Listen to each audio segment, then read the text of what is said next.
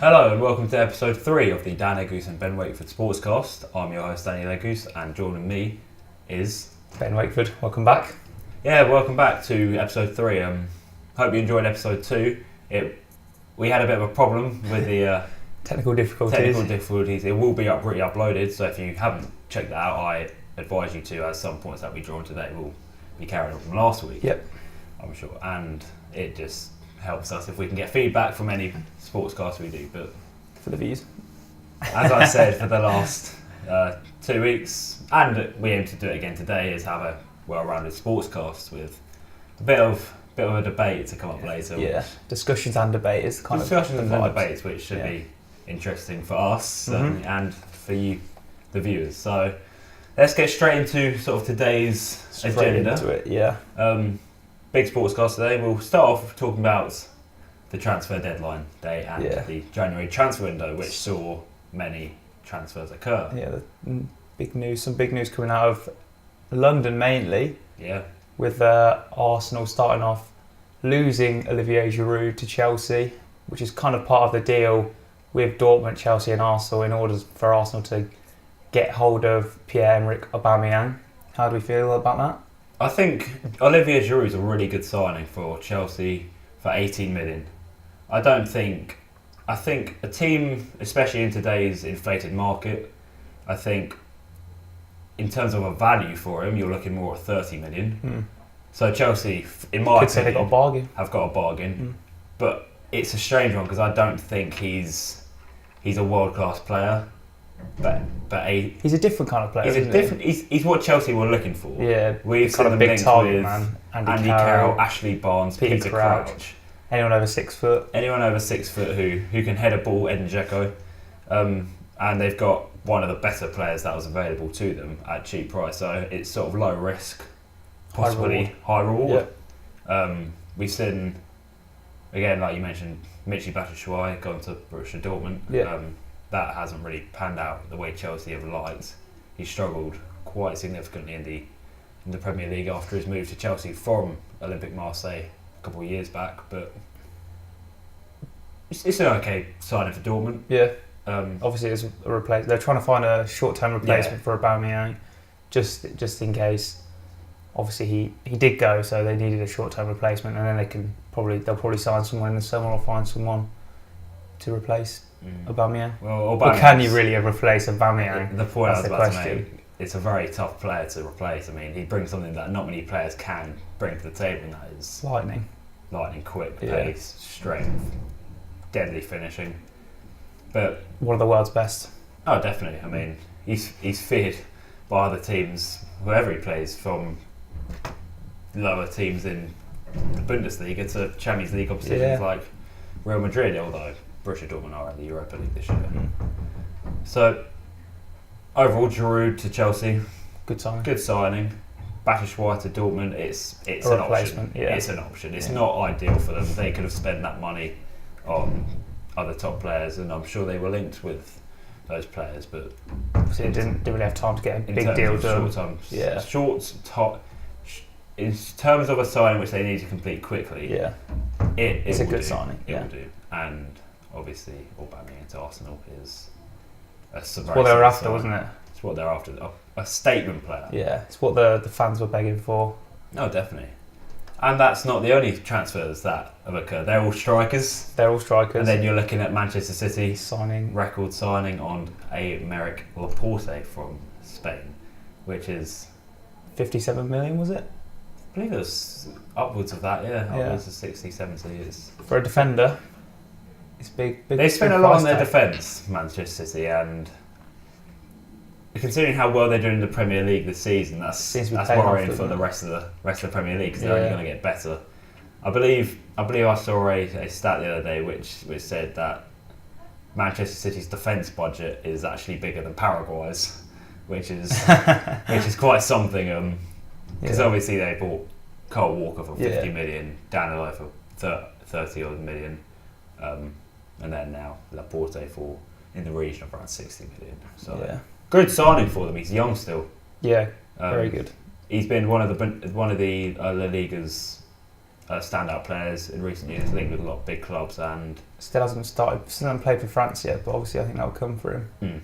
I mean, France have so much depth in every position there. They are personally my pick to win the World Cup in the summer, but that can be a big shout. Discussion for that's another discussion. Another sportscast. But they've got their man. Man City have strengthened where Pep Guardiola obviously thought they needed to strengthen. Now they're looking with talented centre backs like Stones and Laporte. They're both young. They could develop and create a solid partnership. Yeah. And then moving on to the Riyad Mahrez saga continues. Obviously. After it looked like he was going to leave in the summer, maybe go to Arsenal, somewhere like that. That didn't happen, and then comes out in January that he's even been asking to leave, and he hasn't been. He obviously hasn't left, and now he faces a £200,000 fine from the club for not going to training. Misconduct, yeah. What do we think about that? I think. Well, do we feel like he's got a right to be upset, or do you think he should just get on with it now that it's over? I think, obviously, he was monumental in Leicester's title-winning season, and he really gave himself a name on the world stage in that year. So I think he has the right to demand sort of a transfer to a supposedly bigger club. I mean, Leicester have done well for themselves in the last couple of years. Obviously, winning the Premier League expanded themselves as a brand. They've gained fans. They've got more money. Yeah, they really have solidified themselves as sort of a top 10 team. But how big can Leicester get? Yeah, that's for someone like Mahrez, who obviously wants to increase his brand as a player. There's only so far you can go with Leicester City, and he's in his prime. Now. Obviously, Leicester are in the Champions League this year. Man City are. That's where obviously he wants to be playing. You mentioned how far can you go with Leicester? Yeah. But how much can Leicester afford to pay him? You're only in the game in your prime for another 2 years, maybe, for Riyad Mahrez. You need to earn the money while you can. So I think a move to a team that can guarantee Champions League football every year. That's important for players. A bigger wage packet for him. Yeah. And to play around world-class players, which Leicester are lacking. I can see why he felt that way, and I see the way he's acted maybe a bit controversial, and I think the fine, although very harsh, is warranted. I think it is warranted, purely because, he should just get on with it now that he's it's done, it's over, it's not January anymore. All he has to do is wait until the summer and he'll probably leave then. So he just has to get on with it, really, to be honest. That's how I see it. Definitely. What's next then? Well, we have another sort of football controversy with the referee in the Paris Saint-Germain game kicking one of the players. Bit of a brain dead decision. And he's now suffering the consequences. Yeah. He's received a six month ban, which will be a massive plague on his career, because he will forever be known as the referee who lashed out, and it's unacceptable. He did already say this was going to be his last season refereeing. Yeah. He's been refereeing in the French league since 2004, and obviously he said this was going to be his last year. So maybe he just didn't like that player after 3 years of refereeing him. It's a sad way to end his sort of career, because all those years of hard work and professionalism has led to this moment where he will forever be remembered for. So it's sad in that respect, and obviously as the referee you're meant to be the sort of the neutral person that the players sort of look to as a position of responsibility. They're not meant to they're meant to stay as sort of calm and professional as possible, and he's completely failed in his duties, and I think the 6 month ban is a good reflection of what he's done wrong. It is, and it's possibly to an extent a bit lenient. Yeah. You can't do that. You just can't, no. Any other job you're going to get the sack for. Yeah, for assaulting a player. Yeah. It's a stupid decision. It's not really. And he'll suffer the consequences. He will. Rightly so. Yeah. So moving on to one of the biggest stories in world sport these days, coming up this week, the F1 have decided to stop using grid girls, as the leading company, Liberty Media, have described the practice of using grid girls as at odds with modern day society norms. Bernie Ecclestone has said that the girls aren't harming anyone. They're smartly dressed, and they might as well say they don't want people to go to fashion shows because basically that's what's happened. What do we think about that whole situation with the grid girls and Bernie Ecclestone's comments on it? It's tough because obviously this is a sporting sort of sportscast, and this is sort of dwell in sort of politics and sort of social issues, but when something like this happens, it has to be discussed. Yeah, I think, especially in the 21st century and where we are now as a society, I think we're moving towards a state where this sort of what people view as sexist can't be accepted. No, this has to stop, and whether you believe it's right or not, that's up to your sort of ideas and beliefs. Yeah, in terms of like feminist kind of ideals and society, it's quite a good stepping stone because it's getting more respect for women kind of around the sport. Well, you have all this discussion, but then you could say it's their job, so it's kind of like you're taking away someone's livelihood. Yeah. And it's something they obviously want to do anyway. They wouldn't have chosen to do it. If they didn't want to do it, they don't have to do it.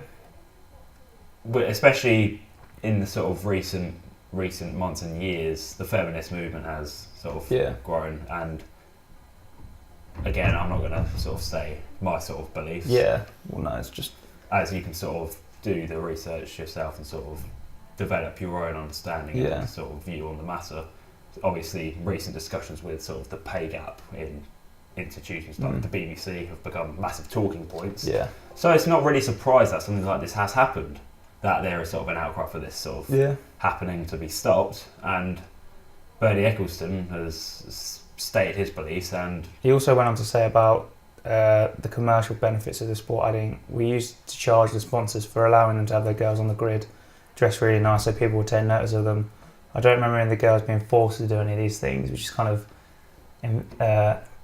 going along with the point that he's saying that obviously the girls are doing it as a job. It's not like they're forced to do it, and they're kind of there as like part of the whole F1 kind of process. Was like the grid girls obviously a major part of it, and with the sponsors.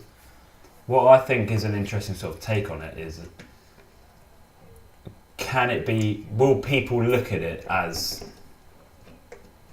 tradition in a way? Yeah, you have a lot of cultures that sort of adopt sort of traditions, and it's a bit extreme, but rituals which sort of a lot, especially in Western societies, may look at as a bit sort of... It's kind of like getting rid of ridiculous. cheerleaders. Yeah, I mean, it's a similar sort of case, isn't it? Yeah. But cheerleading is a big sort of sporting industry, especially in American sports like American football. True. Even in soccer in Britain, Crystal Palace have their own cheers. It's a cheers. big thing for them, isn't it? Yeah, it's a big sort of... It's sort of an identity in a way. They pride themselves on that sort of unique aspect of football, and to a degree there is nothing wrong with it. No. Cheerleading is a big sport, and the people who do cheerleading choose to do it like we choose to play American football, we choose to play cricket or whatever we do. So it's certainly an interesting take. People are going to be sort of people are going to have different views on it, so it's kind of people are going to agree with them. People are going to agree, but whether you sort of agree with it or not, that's sort of for you to decide. Yeah. So that was a sort of certainly interesting. Yeah, I think it was. It's a tough one to sort of delve into. Hard to talk. Yeah, it's hard to talk about because it's very controversial and not get. It's something which will draw front page news. Yeah, definitely for a long time, but that's the nature of the business, isn't it? When you make comments like this, especially when F1 is quite a lucrative kind of environment, people are making all kinds of money off it. Well, these people are risking their lives to drive these supercars. But they're the most talented sort of drivers in the world. So moving on. Yeah. So I've got a question for you, Daniel. Would you say Tom Brady is the greatest sportsman of all time, or just the most successful? I'd say neither. Let me just give you a few. Let me just give you a few stats to try and change your mind. So on Sunday, Tom Brady will appear in his 8th Super Bowl appearance. That's as many as any other NFL team has ever managed, and then let alone a single player. So he's just doing all sorts of good things. He's already got 5 wins, which is any more than any other quarterback. And then he's thrown for 66,000 yards, 488 touchdowns, 160 interceptions, which is, with a passer rating of 97. And at the age of 40, he's still performing to a superhuman-like ability. And he's in an environment which is not suited for people's bodies that kind of deteriorate over time, especially if to get hit so much over a long career which he's had. So what do you kind of think about that? I think you've got to agree that he's the most successful and probably the best ever at what he does. Yeah, there's no doubt about that. Because is he? Could you compare him to other great sportsmen such as Muhammad Ali? Well, I don't think he's the most. I don't think he's the most successful. Because most successful sportsman of all time. Because you're looking at Michael Jordan, who won 6 rings in his career with the Chicago Brady Bulls. could go on to a 6th. He could go to a 6th, but I think Michael Jordan wasn't. There isn't this sort of controversy that Tom Brady has around his name with working with Bill Belichick and the system. Because people will always make the case that Brady's not the quarterback that everyone thinks he is, and he's a product of the system that the New England Patriots have implemented for over a decade. If you look around him, you don't see any real game changers around him on offense, apart from really Rob Gronkowski. He's the only real massive threat he's had in his whole career, really. But then again, that's sort of the system working. It's taking not so good players and utilising them so that Brady has targets to throw at. But you're looking at Michael Jordan with the Chicago Bulls most of his career. He didn't have many significant teammates. No. He had, for most of his career, Scottie Pippen, one of the sort of better small forwards of his generation, but not Hall of Fame by any means. I wouldn't argue that he should make it. And then Dennis Rodman, who he played for with a number of years, who was undersized but very good at what he did at getting rebounds. But Michael Jordan never had superstars. Neither is Brady. No. And Michael Jordan is playing. All right, let me ask you this: would you say that they're kind of on par with each other? If Brady wins on Sunday in the Super Bowl, would you say that Brady and Michael Jordan are on par as two of the greatest sportsmen of their respective generations? I'd still argue Michael Jordan. No, fair enough. I'd still argue Michael Jordan because of the significance of what he brought to basketball. He was world recognised. Brady, not so much. I'd say most people know Tom Brady is if you go around and ask them. Michael Jordan became a logo. Michael Jordan became a signature player. He has his own brand. I mean, Tom Brady has his brand, but it's nowhere near Jordan size. I mean, Air Jordan good point, is huge. But that's not about his sporting achievements on the court. But you have to. He has that brand because of the player he was on the court. He was unbelievable. He could do everything: defend, shoot free throws, dunk, shoot threes. He had a mid-range game. He could pass. Where have you seen Brady? But Brady's sort of one-dimensional. He can't run. He can doesn't have to. But I mean, you're looking at other players in the NFL, like Russell Wilson, who you could argue if he continues sort of on his career path, he's Hall of Fame. He's a two-way threat, baby. Yeah, which makes it even more incredible that Brady's been able to do the things that he has done. The fact he doesn't have like the legs to. He's not the built normal athlete you see in like an NFL quarterback, like Russell Wilson or Cam Newton, the guys that can use their legs and their size to make more plays. I agree with that because he's one-dimensional and still defenses can't stop him most of the time. You know what he's going to do, and yet you still can't stop him. But then you just say about the system again. He's a tad predictable.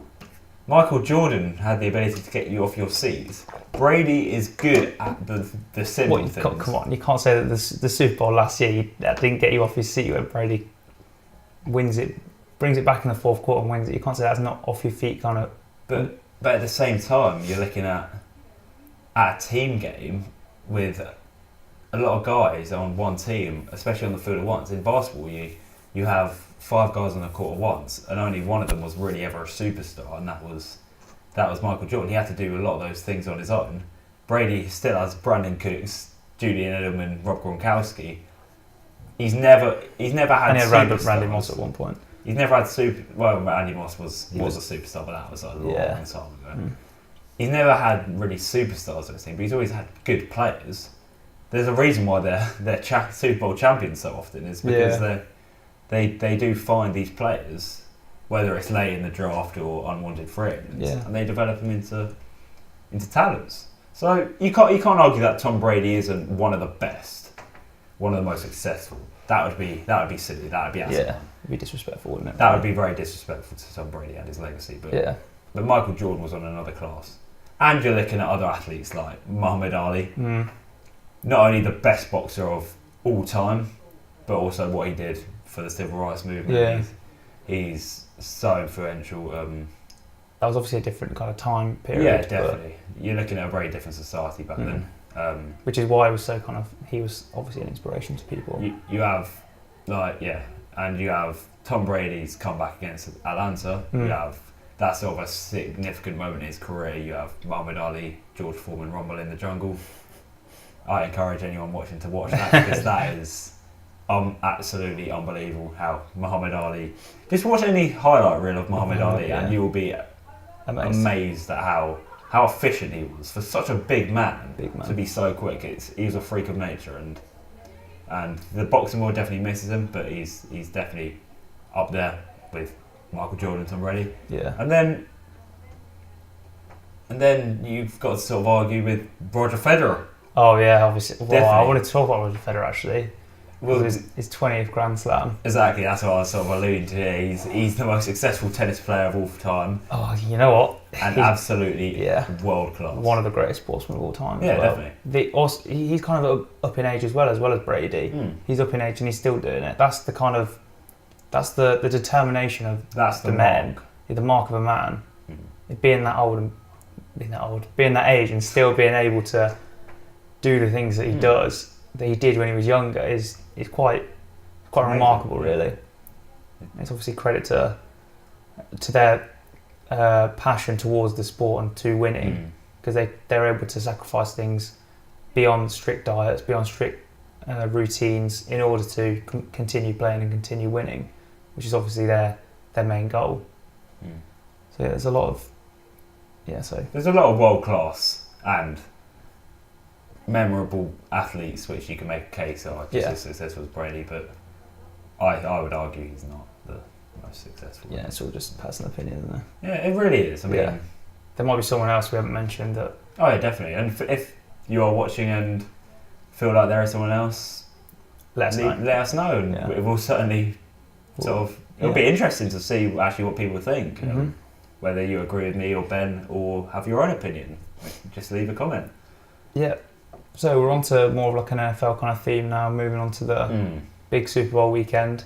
I've got a few questions about the kind of NFL, the state of the NFL at the moment, and some players in the NFL. So who do you think the 5 best quarterbacks in the NFL are at this current point of time? In an order or just generally? In an order. I want a top 5 in order, from 5 to 1. That's tough. I think that is very tough to be fair. I think number 5, you're probably, I would argue, looking at Russell Wilson. Yeah. I think the fact that he's a dual threat and he's always been good for, what was he, a 3rd round pick, I believe? Yeah. He's always been talented. He's a Super Bowl champion. He's someone who defenses fear, and he's a great player. Who would you put at number 5? Number 5, I think I have to agree with you and put Russell Wilson in there. just purely because of, he can do everything with his legs. There was a ridiculous stat about how much of the team's points he was responsible for this season. It was like 90% he was responsible for running and passing, which is ridiculous. Who would you have at number 4 this current point of time? I think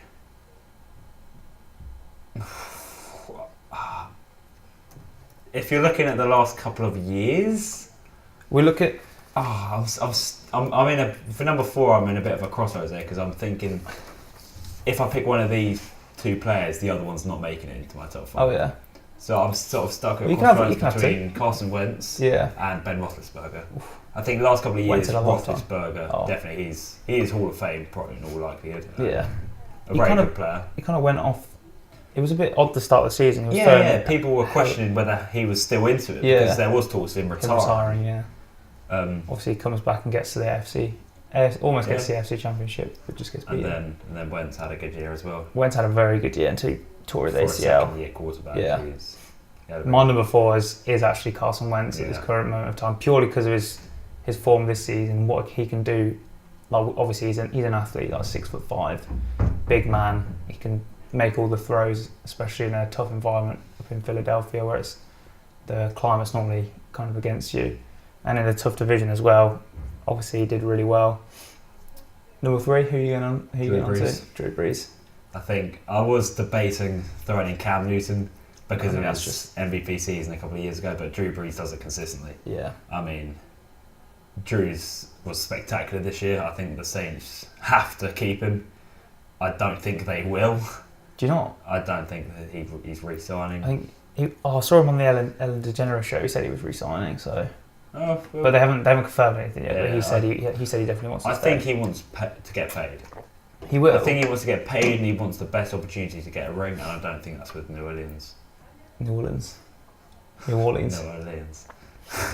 So I'm taking Big Ben at number. Big Ben number 3. Good choice. Just purely because his record speaks for itself. He's a clutch performer when it comes down to it. You've seen him in big games. Obviously, he's got big time people around him like Antonio Brown, Le'Veon Bell, definitely. Juju Smith-Schuster this season's come through. But yeah, he's my number 3 purely because of his record and what he's done in the past. Yeah. Number 2. Number 2. Time to get controversial, I think. Tom Brady, number 2. Tom Brady, number 2. Number 2 in the NFL at the moment. Tom Brady. Nice. What more can I say about him, really? We've discussed how successful he is. He is the GOAT. Yeah. But that's over in a career. I'm talking about now. Nowadays, yeah. So I think Tom Brady, number 2. What about you? My number 2 is Drew Brees coming through, yeah.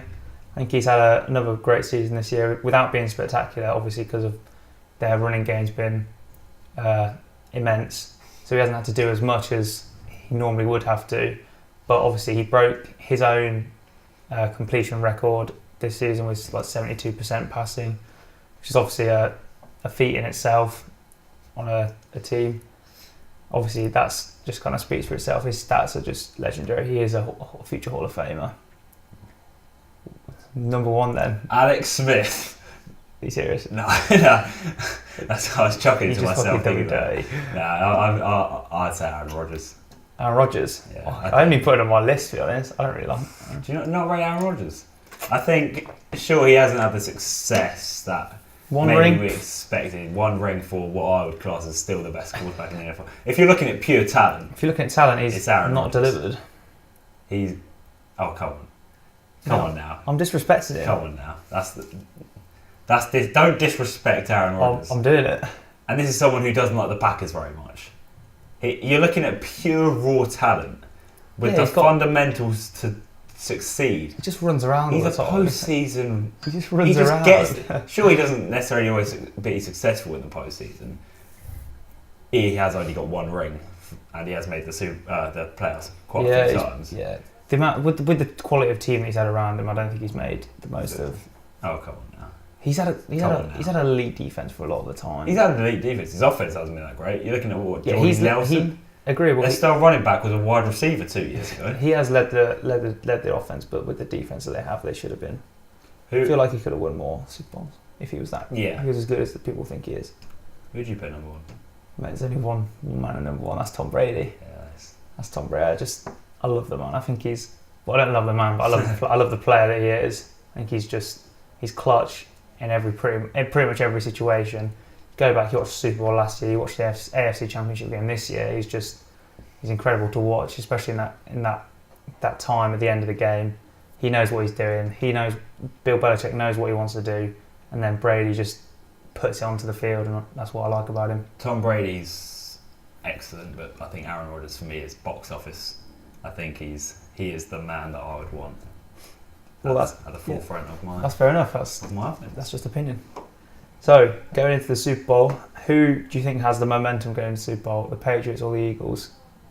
The Patriots. I think they've been there. They've done it. Yeah. Eagles have never won a Super Bowl in their history. Quite a few of their players have gotten ill in the last couple of days as well, with cold-like symptoms. Sources are suggesting. I think New England will win rather comfortably, and I think they've got the momentum. They had a solid comeback against Jacksonville, which sort of shows that once they get their sort of second half started and their mind right, that they can beat anyone. No, I agree with you there. And then, are the Eagles? You've seen them wear their dog masks. Are the Eagles really the big underdogs that they make themselves out to be? Yes, New England have won the Super Bowls, but are the teams that much?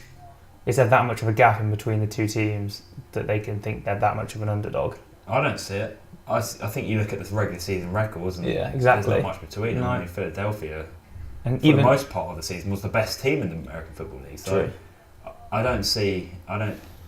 Sure, in a Super Bowl setting, they're probably the underdogs for the fact that New England's been there before and done it, and the fact that Philadelphia's never won one. But in terms of talent, they're back. And even with Carson Wentz going out, I think Nick Foles has done superbly for a supposed backup. Mm-hmm. He's been incredible. I have no doubt he'll put on a show. He'll do it. He'll put in a good performance. So moving on to kind of like awards for this season, like the NFL awards. Who do you think is going to be like the MVP of the league? Ooh, Tom Brady. So the kind of three front runners are Tom Brady, Todd Gurley, and Antonio Brown. Really? Yeah.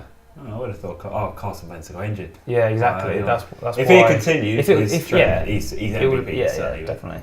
Todd Gurley had a very good year for running back. Yeah, no, definitely. That's especially for the LA Rams, who struggled last year. Obviously hired Sean McVay, and they've made the playoffs. Revolutionary, isn't it, really? Yeah, he's a really good coach, Sean McVay. Yeah. I was impressed with him for his first year. I believe he was Washington Redskins offensive coordinator. Yeah, he was the offensive coordinator. Yeah. So that's a very good acquisition for the Rams to hire him as head coach. Yeah. He's young as well, so he's still learning the trade. Younger than sort of players. Yeah. So he's a breath of fresh air. He's a very good character. Something new. I'm sure the Rams players love working under him, and Todd Gurley sort of thrived under him. So I could see him winning MVP. Yeah. Antonio Brown as well is Tony Toe Tap. Yeah. He's best receiver in the league. I think he can do everything. Yeah.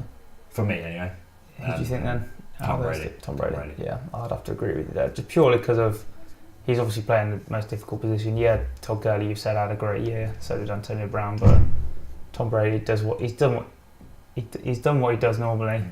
Plus, it's so rare to see players who aren't a quarterback win. Yeah, true. Very true. In the last 2 years, Matt Ryan and Cam Newton. Yeah. So. And then, who do you think defensive player of the year will be? Ooh. Who do you think defensive player of the year will be? Because I think I've got a few contenders here. I think Calais Campbell has to have some sort of recognition purely because of what he's done. 14.5 sacks, which is a career high for him, I believe. Yeah. And then the amount of tackles for loss he's got, he's kind of revitalised that Jaguars defence, which was good before. He's made it even better, and as a free agent, that's kind of what you want, especially from someone like Calais Campbell, who is that was a great acquisition, wasn't it? He is a beast. So he's my choice for defensive player of the year. But there's other people like Cam Jordan who he's done the same thing with the Saints, really. And then you do. This is tough. I might go for his. I'm tempted to go for his Jaguars teammate. But then it might have to be Jalen Ramsey. He's a bad man. When I think of defensive players, sure you have your pass rushers like Calais Campbell, but I'm looking at sort of defensive backs here. I'm thinking, as much as I hate to say it, Marshall and Lattimore had a great year. I don't think he's MVP. No, not defensive player. Jalen Ramsey had a great year as well. No one else was a clear candidate. Luke Kuechly had a great year. Sure, the Panthers didn't go as far as they wished, but Kuechly was Luke for another year. So I wouldn't bet against him winning it. No. I don't necessarily think there's a good chance, but there's a chance. Yeah. So I can't really give one sort of definitive. Well, fair enough. There's a lot of contenders. Yeah. And moving on, offensive rookie of the year. Alvin Kamara. Oh, sorry, offensive player of the year. First. Not Alvin Kamara. Not Alvin Kamara. So in this, I kind of feel like whoever doesn't win MVP has a chance of getting offensive player of the year. So because Tom Brady's won MVP, I think it'll either be Todd Gurley or Antonio Brown. I was going to say Antonio Brown. I was going to say Todd Gurley, so that's a nice kind of contrast. Yeah, I like that. I think Todd Gurley, purely because of what he's done, like he's got over 2,000 scrimmage yards, and that's hard to do for anyone. So I think that's why. I just think you look at some of the catches Antonio Brown made this season. You're looking against that in the game against Jacksonville. It's that touchdown he scored over AJ Boye. Yeah. That was unbelievable. It's kind of like whenever I was looking at stat sheets from Pittsburgh games, it's like if Antonio Brown doesn't have over 100 yards receiving, it's kind of like a bad day for him, really. Yeah. He's once in a generation type of player. Absolutely, yeah. So I'd say Antonio Brown. So I've already had your answer, but offensive rookie of the year. Alvin Kamara. I think there's no doubt about it. He was unbelievable. You could say Kareem Hunt, obviously leading the league in rushing, but he didn't quite have the same impact for that the whole season as Alvin Kamara did, especially out of the backfield and catching the ball as well. So that's why. So you see Alvin Kamara spreading out wide even as a receiver and making great plays. Dual threat. That's why I think he's going to be offensive rookie of the year. He was what I hoped Christian McCaffrey would be. I mean, feel like Christian McCaffrey has been one of the biggest.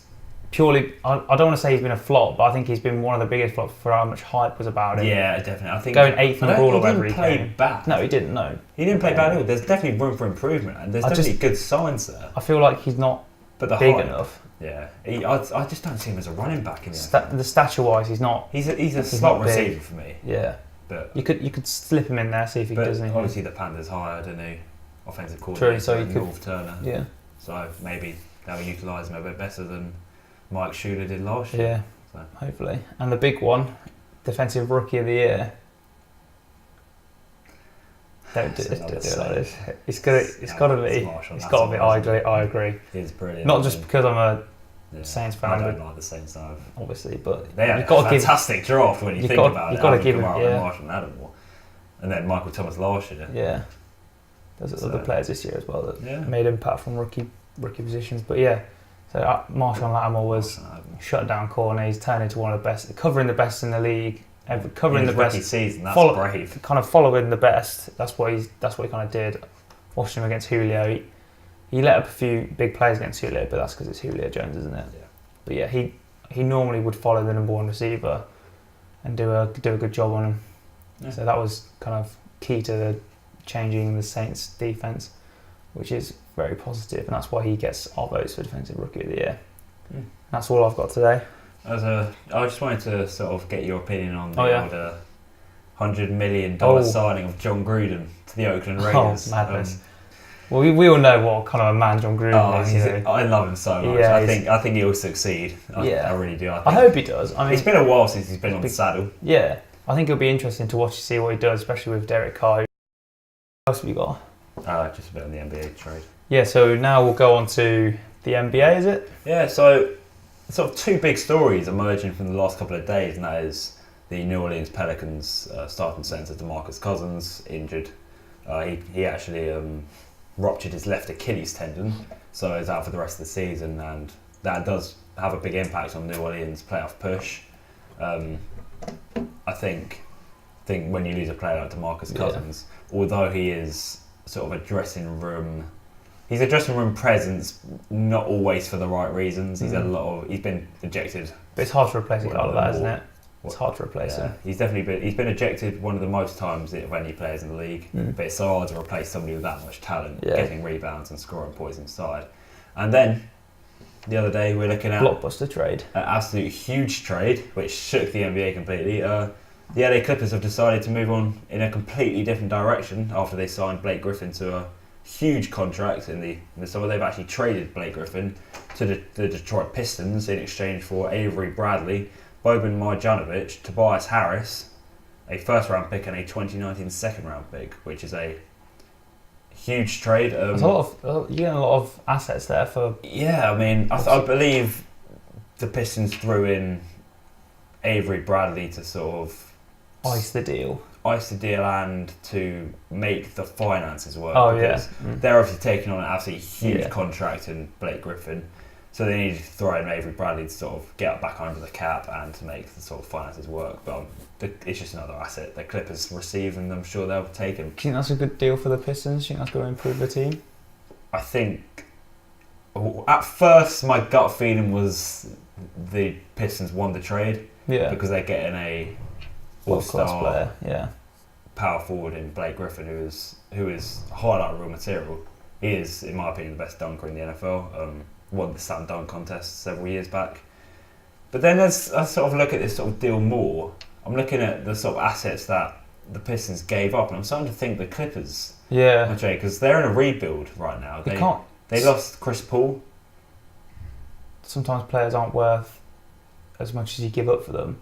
Because with a cheeky second round pick, you could pick up a world class player. With a first round pick, you could pick up a world class player. But obviously, there's less chance of that when you've got a talented guy. The second round of the NBA draft's tough because you either got a very good chance to draft a sort of unknown name, or you're looking at a bust. And it's hit and miss the second round. The first round, you're always going to get a player who will get minutes in his sort of rookie season.